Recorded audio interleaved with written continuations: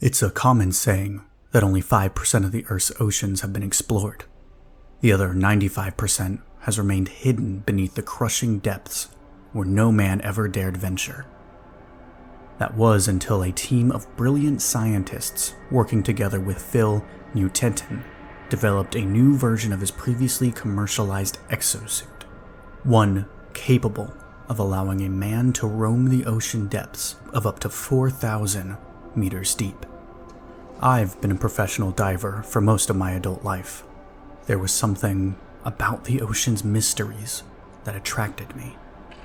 Maybe it was the desire to uncover hidden treasures like the pirates in stories of old. Or maybe it was the desire to be covered in some scientific magazine as one of the people who uncovered another secret of the ocean. I never quite managed to pin it down. But when I was contacted for a job working together with the Institute of Marine Science, based in Auckland, New Zealand for deep-sea exploration, I didn't hesitate for a second. It was June the 2nd, and Captain Montgomery's mood was ecstatic. After weeks of bureaucracy, he had finally acquired the paperwork he needed to set off on his expedition. Recent tremors had uncovered an anomaly within the Pacific Ocean. A large body of water that was brinier and heavier than the ocean water above it. It could only be classified as an underwater ocean just a few miles off of Hikurangi Trench. And while the Institute was more than excited to get to work and lay bare what had remained hidden for so long, they could do nothing but wait patiently for the government to approve their request. Today would be our first expedition into its unexplored depths. Jason, one of the biologists, shared an envious glance with me while helping me into the suit. You'll be the first to dive into this wonder of nature. Please, do not harm any of the creatures down there if you can avoid it. I'll be looking forward to any samples you bring up. We performed our final checks, made sure the umbilical cord was in perfect condition, and started the expedition. My heart pounded as the strained sounds of the winch lifting me up echoed in my helmet. Staring down, I could see the first outlines of the calm sea below me. The winch released with a sudden tug, then lowered me down gently into the ocean blue. Those of you who have dived before, be it snorkeling or deep-sea diving, know the feeling of submerging yourself below the water's surface. It's as if you've entered a portal into a whole new world. One vast and empty. In the distance, I saw a school of anchovies swimming in a seemingly uncoordinated mess, the sun reflected on their silvery scales. For a moment, I forgot about the weightless feeling of my body sinking lower below the ocean's surface. One small step for a man, and one giant leap for mankind, Captain Montgomery jokingly said into my comms. Be safe out there, kid. Remember, you have 50 hours of oxygen and scrubbers give you an extra 50. But if all goes well, we only need but a quarter of it at best. Just don't go chasing any mermaids. Not having solid ground beneath your feet for such a long time can be rightly terrifying. It requires a great deal of willpower to repress that anxiety. To not see a shape of a creature twice your size lunging at you to take an initial bite out of you, testing whether your taste aligns with their palate and if you will end up as their next meal. As the light dimmed, the deeper I sunk, I turned on the lamps on the exosuit's shoulders for extra visibility. The rest of the way down was monotone in a way. There was nothing but the endless waters gradually becoming darker until it was as if the night itself had swallowed me whole. I looked at my depth meter as it ticked past 2,000. I've reached the midnight zone, I reported back to headquarters. Visibility, about 15 meters, give or take. Copy that, the captain replied, his voice already strained and distant by the thousands of tons of water separating my radio from his. About 200 meters until you reach the water surface of the ocean. I used the suit's thrusters to slow down my descent, making sure to follow all the safety protocols I was made aware of during mission briefing and training. The suit drifted down until I was finally eye to eye with a massive body of water. Its darker color floated idly, unable to escape from the lighter water pressing down upon it. It lapped against the ocean floor, creating an underwater beach from which you could jump into the unknown depths of this pit. "I'm breaking surface now," I reported back. The suit dove underneath the darkened water, sending me into yet another world, one that no man had ever laid eyes upon. A vertical cliff 400 meters down led me to the sandy floor. I steered myself into a soft landing with the thrusters, looking around with stiff mechanical movements. "I've touched down. Visibility about 10 meters. Starting to take samples of the soil, and I'll report if I find any life forms." Their answer was a static, hushed tone of which I could barely understand. "Copy that. Good luck." But I paid it no mind and carried on. As glamorous as it sounds right now, at this point I was simply taking bits of sand and rock and putting it in a container, making sure that nor the sample nor the water of the underground ocean was contaminated when I would rise to the surface and hand it over to be tested. There was no light but my torches, so plant growth was non-existent, but there was a chance I would be able to find deep-sea creatures, which was the top priority during this expedition. I never anticipated to run into anything given the visibility and vastness of the underground ocean, but to my surprise, at the far edge of the illumination, a gray outline contrasted against the pearl-white sands.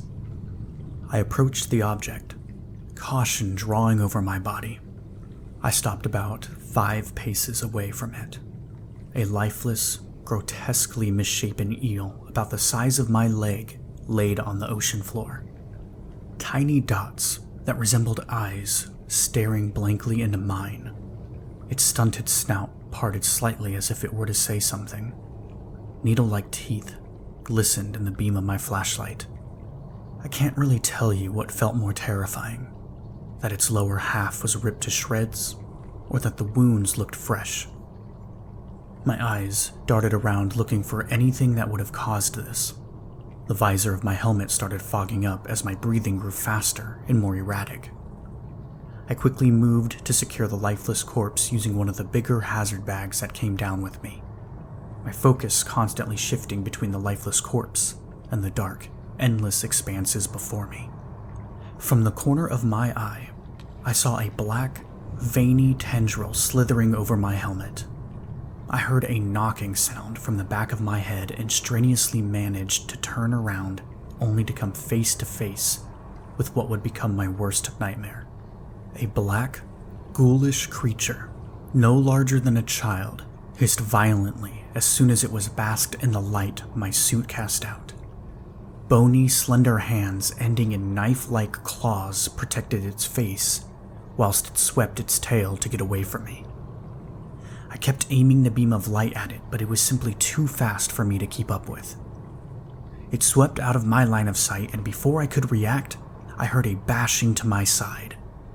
One of my flashlights flickered and died as the creature tore it off the suit. My breath grew heavy, the exosuit altering from a device built to keep one alive to a tomb which the creature attempted to tear me out of. I activated my thrusters, and with a violent jerk, my feet left the ground. But it did not deter the vile being that was stalking me.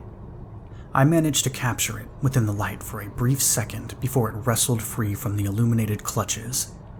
I felt it bore into my side, tearing away at the joints of the suit. With the slow robotic arm, I attempted to grab it, but suddenly, it came to a halt. Sparks of electricity briefly lit up the second creature, biting feverishly into the claws at the exterior of the suit's arms. Tearing it free and sending it to the ocean floor, now several feet beneath us. When the flashlight got blocked by another one of those monsters, my poise broke and I started to scream. The second flashlight flickered with strenuous effort, and with a loud mechanical tearing echoing through my suit, my last sort of light drifted to the bottom. I was absolutely defenseless now. My fate was sealed. The dim light in my helmet illuminated my surroundings just enough for me to see the horrific sight of these things swarming all over my suit. Their number had more than doubled by now.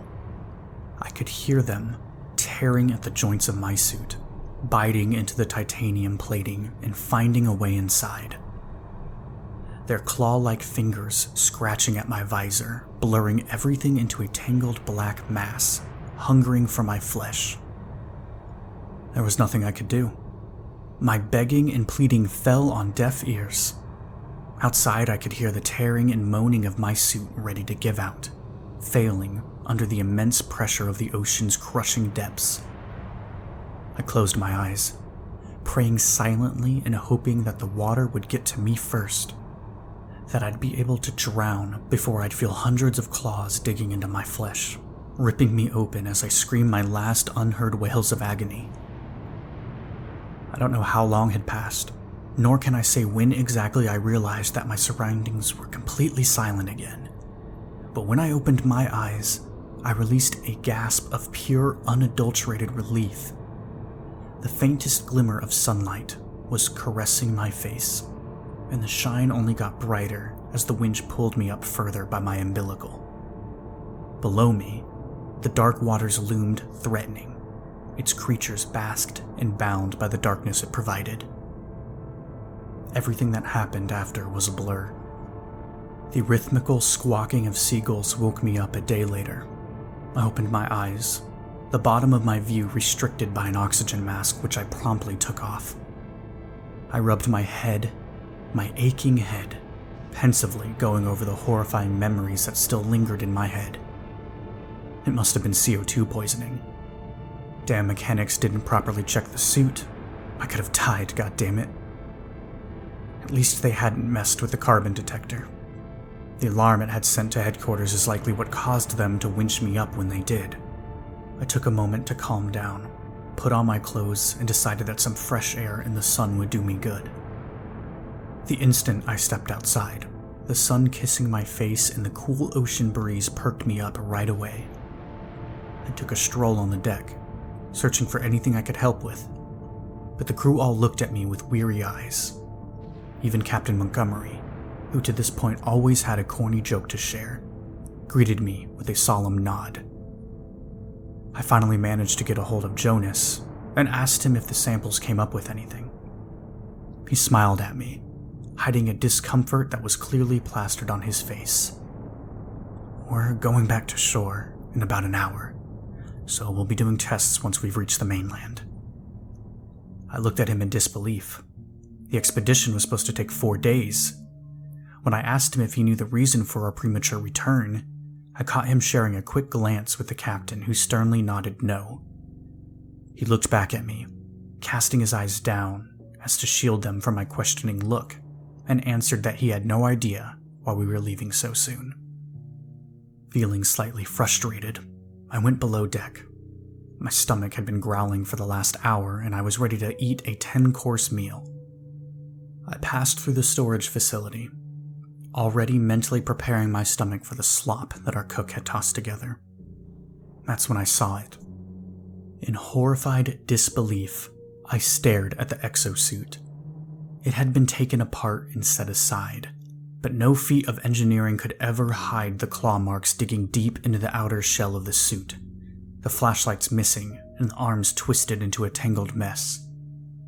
I walked closer, my lip quivering as I traced my fingers over the scars lining the metal plating.